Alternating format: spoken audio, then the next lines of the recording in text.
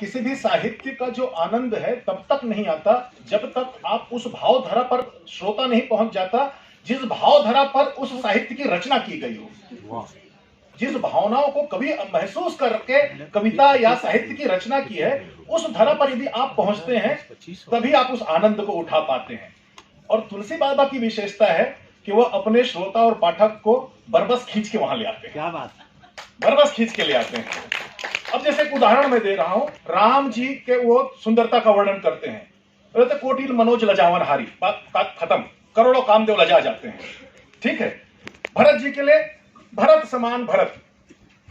अब माता सीता की उपमा के लिए तुलसीदास जी को पकड़ लिया सब लोगों ने, बोले भाई सुंदर कैसे माता सीता बताओ।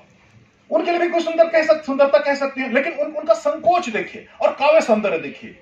किसी ने कहा सीता माता कैसी है तुलसी बाबा आप बताइए ना, तो बोलते हैं मैं नहीं बता सकता। बोले नहीं सरस्वती जैसे होंगी, बोले नहीं वैसे नहीं है। क्यों? गिरा मुखर, बहुत बोलती है सरस्वती, सीता तो संकोची है।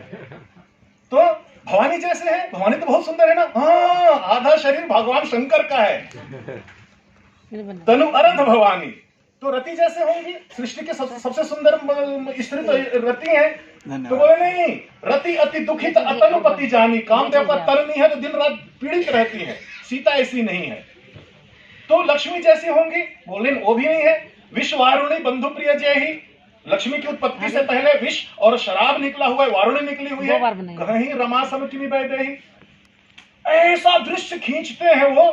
बोले नहीं सरस्वती जैसे नहीं है, लक्ष्मी जैसे नहीं है, पार्वती जैसे नहीं है, रति जैसे नहीं है। तो बोले बाबा कुछ तो होंगी ना, कैसे होंगी कुछ तो कल्पना करो। अब क्या लिखते हैं, जौ छवि सुधा पयो निधि हुई, अरे दूध का समुद्र हो, परम रूप में कच्छप सोई, सुंदर सा कच्छप हो, शोभा रज शोभा की रस्सी हो, मंदर श्रृंगारू श्रृंगार पर्वत का मंदराचल हो, और मथे पानी निज पंकज। वहां तो देवता और राक्षस है, सब मन में विकार लेकर के मथे थे ना, सागर मंथन। यहाँ पर कामदेव धीरे धीरे मथे। यही विधि उपजय लक्ष्य जब, और इस प्रक्रिया से यदि लक्ष्मी की उत्पत्ति हो जाए, सुंदरता सुख मूल, हर दृष्टि से सुंदर हो, सुख का मूल हो।